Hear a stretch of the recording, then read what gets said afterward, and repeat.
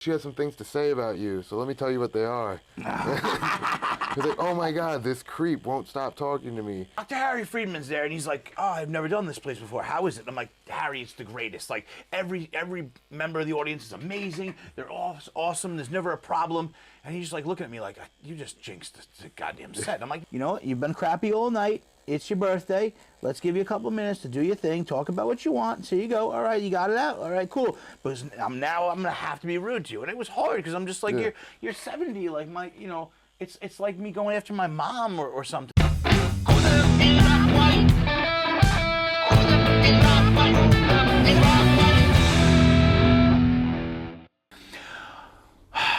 Oh, hello, and welcome to yet another episode of Who the F is Rob White? I am Rob White. On my show today, stand-up comic, guest, and tattoo customer, Mr. Justin Hartmann. Justin's camera is right there. All right. Yeah, say hey to the camera and what's up? And what you're up to these days? Oh yeah. So I'm a stand-up comic. I have a new podcast. It's called The Hector Show. Should be coming out like every Monday. The Hector Show. Is Hector your friend on the show? No, that's me. I'm Hector. See, Hector. Right there. No, but like your real name is Justin. Yeah. So what's Hector? I'm apparently racially ambiguous. So you just chose this as like a stage? No, like I don't even start and already I'm confused. a bunch of people. So basically, when I'm with all my friends, Spanish people always walk up to me and think I'm Spanish and start speaking Spanish. Right.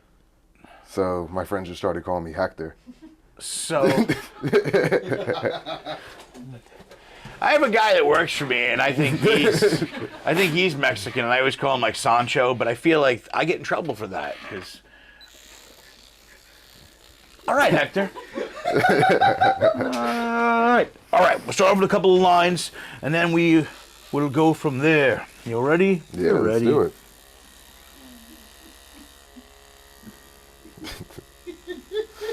This is going to be a wacky podcast. I can tell already. Isn't that good? Yeah, no, it's always good. Keep it strange. Keep it strange and absurd. And that's what we're in for. So you are yet another customer guest on the show here that has more tattoos than I do, which is, it's like a running joke that my guests look more like they should be tattooing me than I should be. Doing the tattoos, you know, and but I think that's kind of cool. Yeah, and, dude. And you, no, I'm sorry, what did you say? No, I can tattoo you. If you want to see my work, I've done one on my foot. Wait, that? I did that. The rest easy? Well, here, take off my sock. Let's get some Taking Back Sunday lyrics. Can you see? That's... Should I do it right there? Oh, the or fucking even that one there. Yeah, you got some... janky shit. Now... To explain to people, you actually worked for a while as the, what do you call it, the front shop guy? Yeah, like the... At another shop, Lark Tattoo. Yeah. I don't know if they'll be upset we mentioned their name or not. I don't know after that. I mean, I got fired, so it's all right. You got fired? Yeah. So you were the front shop guy, and was that when you were just doing all this crazy shit on yourself? No, actually, that was like after I broke up with my ex. And I was just like, damn, what's like a sad song? And so I just tattooed Taking Back Sunday lyrics on my foot. Oh my God. And, okay. God, why? No, wait a minute. Chris, am I wrong or right on this? Did Neil Rubenstein open up for Taking Back Sunday? So Neil, who you know Neil, right? He actually has been doing comedy opening up for them. So I wonder if they see that. I wonder, maybe they'll. Well, I do. Maybe they'll help you out. They'll send you a free T-shirt or something. I do jujitsu with. I was actually there when Sean Cooper got his black belt. We train at the same gym. Oh shit! So he's seen this. No, I haven't seen him in a while. Oh, okay. But I'm pretty sure they've just been on tour or whatever. But I'm definitely gonna run into him sooner or later because my best friend's dad was in like a ska band with him in high school. That's a random... Yeah, Long Island. Yeah, no, it's true. You know, Long Island has a ton of people that were in bands and shit like that. Like, it's wild. Like, a friend of mine, his father was the drummer for the Misfits. And, like, when we were kids, he was always trying to get me to go to, like, concerts. But, like, I was never a big Misfits fan. But, yeah, Long Island's got a lot of a lot of bands. Like a lot of shit comes out of here. And that's kind of a cool thing. Yeah. So what got you into going into and hanging out at the tattoo shop? Like, where did this kind of come from? So, at the time, my brother, they were working there, and then they ended up moving to Utah with their boyfriend. And I was in college. I needed a job, so I just basically took their spot. That's the most random thing ever. People try to get into the shop forever, and then everyone's just like, no, fuck off, you're not allowed in the shop. Like, we don't. And you just kind of fell into it. You're like, I guess so. No, I mean, I kind of wanted to do it. I wanted to draw for a while, but I can't draw, obviously. Of course, but it was sort of like just, you kind of like fell into it. It was, like, he's already there kind of thing. It wasn't, like, you didn't have to, like, sit there and harass the hell out of them. No, like, they were like, amazing. you're really cool.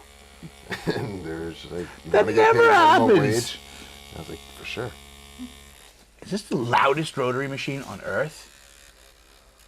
Really, I feel like it is. I feel like the rotary machines, when I use them, sound like coil machines. I feel like that's just the way. That's because I can't do anything correctly. I'm a fucking nightmare. A nightmare. Oh, you said the most off-the-cuff thing earlier. You just said it so casually. You were like, oh, how did you say it even? Like, oh, I wanted to be a pimp when I was in high school. Like, I Yeah. tried to be a pimp. Like, Yeah. like in style, or did you actually like No, start? like try pimping girls. Like, so you just grabbed like? Did those girls know this? Well- were they privy to what was happening, or were they just like, why am I in the bathroom sucking a dick? Like, So it didn't work, but I'm gonna guess it didn't because we're here. But all right, here, let's hear this. Let's hear this. yeah. amazing So lead. there were two instances. One, the first time I tried was just this girl who was on like my BOCES bus. So we're in like the back of the school bus, and she's complaining about like how she has no money and like she's lonely. I'm just like, I got a job for you. Did you read like the Iceberg Slim biography book or No, something? Like, what made you decide that was an approachable career? And this is high school, so you're what, like 16, 17? Yeah, I was probably 16. And she sucked, man. Like, not even literally. Like, she didn't fuck anybody. No customers. She couldn't market herself. Oh man! So, did you have to slap a bitch? I mean, is that what happened? Like, No, it just kind of fell to the wayside because after like a few months of just going up to people in the hallway and being like, "You want to fuck this girl for $100?" And they would just be like, "No," because she was like the crazy horse girl. you say crazy horse girl, and you really don't even have to explain. Like, everyone knows that. Like, Yeah. right. Like, she uses the same shampoo on the horse that she uses on herself. Like, what was it called? Mane and tail. Mane and tail. This girl smells like apples and wears a flannel shirt. What? That's too much. Yeah, and so I was just like, you gotta like start getting some clients. And I don't know, I wasn't gonna hit her. I'm not like that much of a pimp. Well, she was like, how did that conversation go? I gotta. How does introductory to pimping, like, so you're on the bus, Yeah, you I think see she she's was got problems. doing her Sweet 16, and she was complaining about how much the dress cost and how she needed to get a part-time job for it. And so I was like, hey, I used to prank call hookers all the time. I was like, there's this thing called Backpage, and we can get an ad for you on it. And then I realized, oh, you're 16, like that's gonna get taken down instantly. And so I was just like, we can just go and like just sleep with people in the high school. Yeah, I mean, And high schoolers don't have a lot of money. That was kind of like the first flaw in that plan, outside of the horse girl aspect of it. she wasn't working out. She wasn't your best No, not hoe much. in the stable, to say the least. Yeah. And so the second one, Because you're not a quitter. no, of course.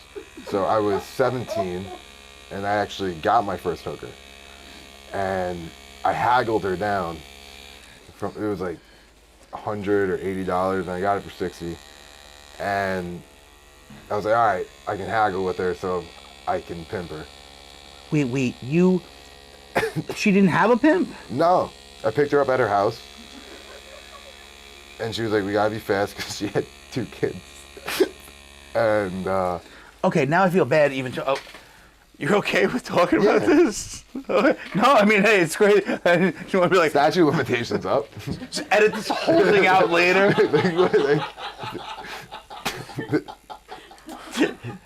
I don't even know who prosecutes on that. Who is prosecute? Like you? Her? A prostitute. So. All right, so you pick her up at her house Yeah. because she's got the kids. And so she's... then I haggle her down, whatever. And then I'm just like, well, I have a lot of friends, like, we can make money. And so she actually already had clientele, so I was like, all right, this could work. I started bringing her to, like, the parties we used to go to, because at the time, like, me and my friends, like, we were selling weed. And so, like, we'd have, like, these parties and whatnot. And she was sleeping with all these guys, and I was like, awesome. I thought I was going to cash out. And so, like, a few of these parties go by, and I'm just like, yo, where's my money? And she was like, you're supposed to be collecting the money.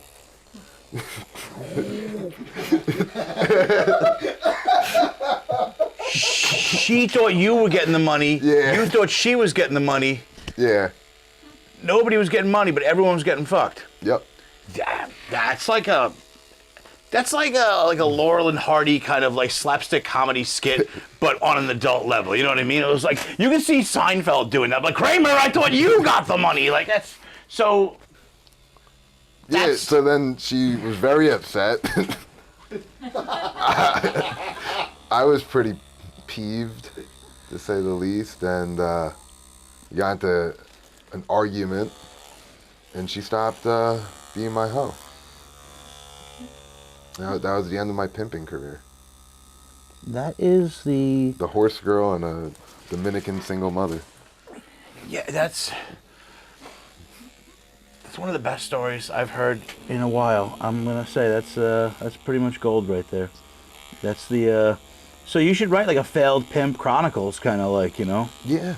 It's like literally pimping ain't easy, you know. No, that's literally the whole like premise of like I'm trying to like turn it into a bit, but like it works in conversation, but you know on stage it's. Yeah, it works in conversation because well we know this is a real thing, but I think a lot of people would think if they saw it they'd be like, oh that's not, he didn't really do that, he made that one up. Yeah. It's like no, that's you got to go with that one. That's a good one. Yeah, almost everything I talk about on stage is something that really happened. Maybe I'll exaggerate like a thing or two here and there, but it's always like based in reality because write about your own life. Well, yeah, absolutely, and it's if you can't like, no one can steal that. That's the other thing too. Yeah. No one's gonna just be like, so this one time I was pimping, right? And you're like, no, you weren't. You're a fucking liar. You just saw my shit. Yeah, I lost, I think, $120 pimping, so it wasn't like too bad. What did you lose? How did you lose money though? Oh well, like I had to test the product. Wait, so you had to? So you were the only one who paid? Yeah. Yeah, you know. You got your friends got laid off of you, and you got to pay. Man, only twice. You know, there was like a good 15 times. 15 times that. Yeah, so I would pay twice for 15 times for me, and probably about like. Oh, but no one ever paid you though. That's the hard part about this. This is. But it's all right. It's weird. So yeah, I mean the. I was 17, man. Like. How old was the Dominican girl? She was probably in her like mid-20s. That's just so crazy. Just I would think like a high school pimp like just seems like a great movie that would have been made maybe in like the 90s or something, you know. It could still be made. It could still be made. You know what? Start writing that out. But there are definitely some issues with it, especially if you're pimping high school students. Yeah. You know what? Yeah, there's definitely like an Epstein Island fucking element to this thing where it could get weird if you're like, you know, it's only for, and if like one of the faculty was like, well, hey, I'd like to, be like, nah, Mr. Coley, you can't, you know. Yeah, that's funny. I actually had a Mr. Kohler. What school did you go to? Oceanside. I went to Port Jeff. We actually had Mr. Coley. It'd be weird. Poor Mr. Coley. Neither of these Mr. Coleys ever tried to have sex with a student that I know of. So that's good. No, it'd probably have to be like, what was it? What's that Chevy Chase movie? Family Vacation. Oh yeah. Where this kid gets the fake ID and starts winning all the money. It kind of has to be like this kid has a fake ID and he's getting all these hookers and yeah, you'd have to make it in pimping a them way out. that it would be like, it'd be okay. It would Yeah. be fucking weird. That conversation got strange. I like it. Yeah. That is pretty good. You ever tried pimping, Rob? No, I never. No, I would probably feel bad. You know, I'd be like, this is my friend. Like, you could, like, you know, I mean, I know you don't want to, but like, I don't know. I'd be like too nice about it. I'd be like, listen, just, you know what? I'll pay for you guys. You just go Yeah. get an ice cream together. And Well, that was the thing. I I was couldn't the put, worst pimp. He didn't hit nobody in the face or nothing. I couldn't put ads up because I didn't have a credit card or a debit card or anything like that to pay for the ads on like Craigslist and whatnot. So I couldn't even do that. To get What would you have even done? Like, you Well, you could put- meet this girl at like the tree fort in the park. Like, what do you like? Well, like no, they have like it's like an escort website, and you just put up their information, pictures of them. They call, and you go meet them up and do whatever. It's a whole wild world. Yep, So from pimping to comedy. comedy. Yeah. Yeah, how did that like? How did that? What was your? Well, actually, you're probably one of the younger in comedy. Not necessarily in age, but as far as like the amount of time, like now in like Donnie Roy had only been doing it for like what, like 2 years, I think, when he was on the show. And you've been in this now for how long? Just under a year, maybe a year now. Yeah. That's cool. Yeah, I got into it because I was supposed to have an MMA fight, and then I tore my MCL, and so I was like, this is something else I've always wanted to do since I can't fight right now. I might as well do something that's not really physical. No, but that's it's like a weird thing. Like, how did you get into it? Like, what was your favorite, comedy? I mean, like my top three are probably like Bill Burr, Patrice, and Norm Macdonald. Norm Macdonald, yeah. That's a Patrice, of course, is just legendary in that, and I feel like if he was around longer, he probably would have or should have gotten further. Norm, of course, sadly gone. Yeah. And Bill Burr still out there murdering it. Yeah, I saw him in doing all that. Vegas. It was phenomenal. What was that? Where did you go? I went to Vegas. I forget the casino he was in, but dude, he did. I think he was on there for almost 2 hours, at least 90 minutes, and he did like a half hour just shitting on Vegas. And it was the funniest fucking thing I've ever seen. I cannot remember ever laughing that hard in like my entire life. That's the best shows ever, when you can laugh that hard. Like I saw Patrice O'Neill at Governors years ago, and I remember I just laughed so hard that when you like start to like black out. Yeah. Like when you're starting to like tunnel vision. That's how hard I laughed, and I started getting tunnel vision, and I had to just be like, whoa, like, all right, relax, settle down. We don't want to miss the show because we're in an ambulance. Yeah, that's. I went to see Norm Macdonald at when he was gonna play the Paramount, but then he died. Oh yeah, that sucks. But, yeah, just I still watch like those clips all the time. I was watching the one today. He was just like, "Yeah, I'm a closeted gay man." It's like, are you gay? No. I'm in the closet. I'll never admit I'm gay. Such a weird way of delivering his jokes, and just like everything about it. It's just so good. Tim Thompson's similar with his style out here. I don't know if you've seen Tim before. No. Tim's a really good writer, really good performer, but he has that same kind of like, how Norm would kind of be like, like mumbly kind of thing. Like Tim does that sort of thing too. And yeah, so now you're just getting up and getting out and doing some shows here and there around the area. Yeah, mainly just I did Sticks and Stones was the last show I did. Did a few bar shows before that, but just trying to like write more. Yeah. Get like a solid like set, so I can have like clean material, dirty material, and just work whatever type of room I'm in.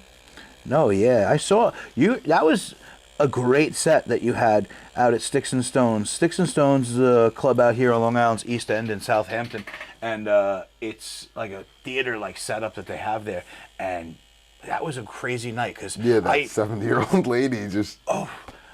Dr. Harry Friedman's there, and he's like, "Oh, I've never done this place before. How is it?" And I'm like, "Harry, it's the greatest. Like every member of the audience is amazing. They're all awesome. There's never a problem."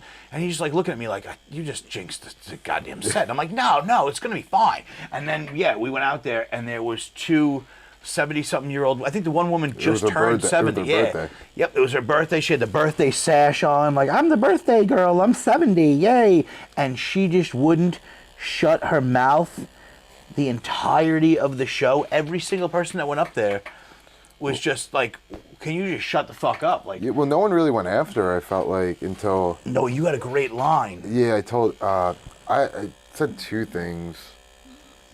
It was, "Oh, what do you drink? I'm happy to see you're drinking tonight. I just hope you're driving home." Yeah. It was that, and then I was like, "I'm happy. I wish you were older, but like 70's close enough to dying. Like, choke on your hard candy." You just went immediately into like the dark Well, because she realm was of just fun. things. It was all night. It was all night, man. Like, I know, and it was hard because when I went up there, I closed out that show, and I you thought to opened myself, with, like, get it all out of your system now, because I'm not going to be nice to you later. You talk. Well, and she tried to get on stage with you. she was just. It's like when you have somebody that's really shitty like that, it's almost sometimes better to let them hang themselves. You know, it's like, okay, all right, you know, you've been crappy all night. It's your birthday. Let's give you a couple of minutes to do your thing. Talk about what you want. So you go. All right, you got it out. All right, cool. But I'm gonna have to be rude to you, and it was hard because I'm just like, Yeah. you're 70. Like it's like me going after my mom or something. Like I can't have that. That's not fair. But at the same time, like, listen, you show up to a comedy show, you got to be respectful. You got to shut your fucking mouth. That's what you got to do. Maybe I shouldn't have said that, but you should mind your P's and Q's. You know. Yeah. I remember the worst I ever felt was I brought, maybe my first or second show, one of my friends I brought, and they started heckling every comedian. Your friends did it? Yeah. I was just like, That's the worst because you're a performer and you know you're like, this is not what we do here, but I've grown up with these guys. Yeah, it was in the giggle room. It was a girl, and I was just like, and they were with my girlfriend at the time, and I was like, shut the hell up. Like, I walked out in the middle of someone's set and like went in their ear and was like, you need to shut the hell up. Yeah. You should just thrown some MMA moves. You should like just thrown them to an arm bar, just choke them the fuck out. That would have been. Considering it's like a 5'2" woman, like lady. Like, Wait, the girl was doing it? Yeah. That's even better. Just What are you doing? Like, don't worry, she'll black out soon it was enough. right next to the stage too. It was like the second seat from the stage on like the left. You can't have that. Like she wasn't like being like the worst, but I was just like still. But anything is just like, you know, it is the worst. I've definitely had, you know, friends and shit like that show up and get a little bit too drunk and they start saying things and you're like, yeah, no, this isn't funny right now. These are my peers. This is where I'm working right now. Yeah, I had one when I did Broadway Comedy Club. Oh yeah. It was in there, like the room upstairs, and my girlfriend at the time was sitting in the front row, and this guy was hitting on her the whole night.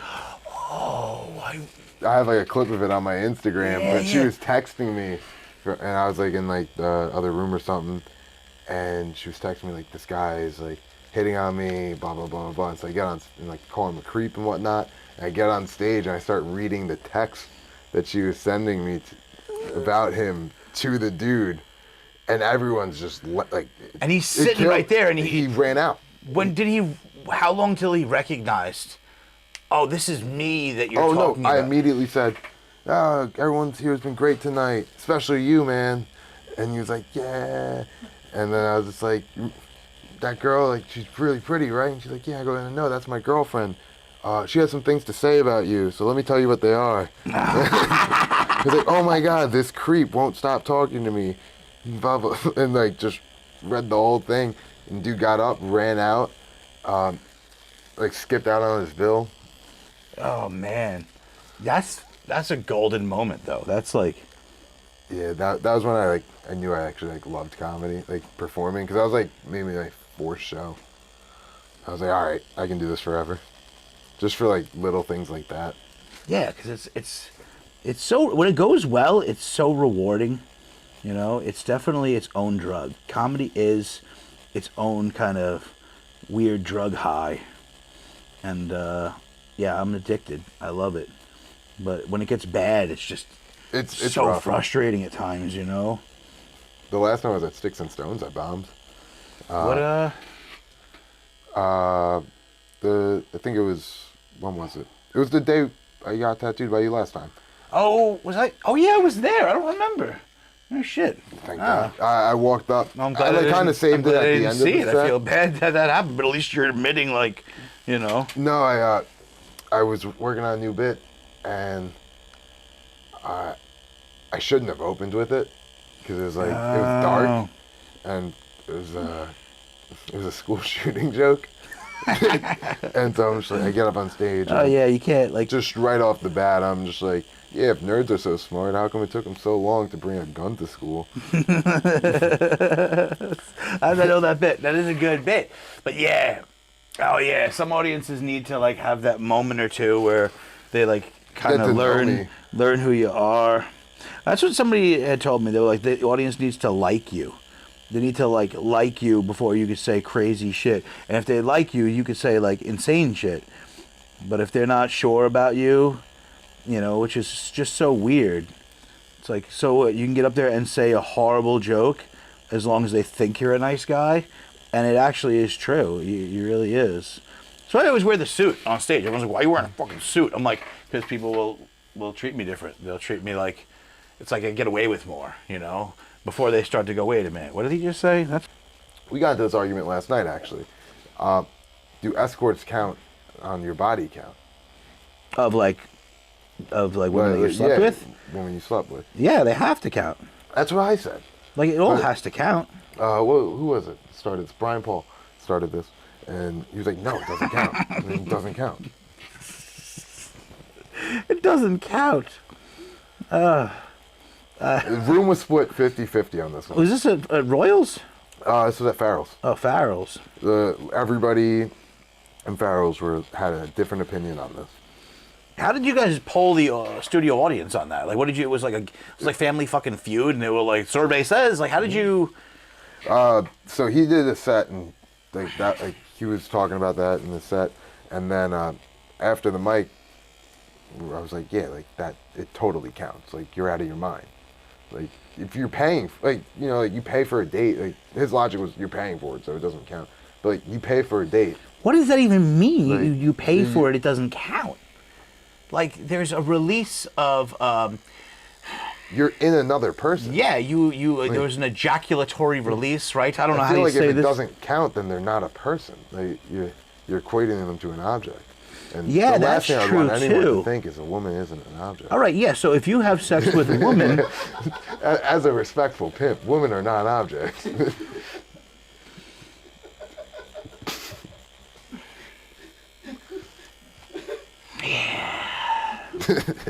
oh boy.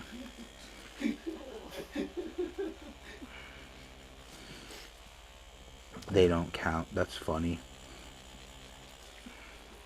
Put work in, I guess. If you're not putting work in, it doesn't count. Like, Yeah, but they're putting in work. yeah, there's always work involved. Like, You work to get the money. You're gonna spend it either way. you got to do whatever, Right. right? To get to that point.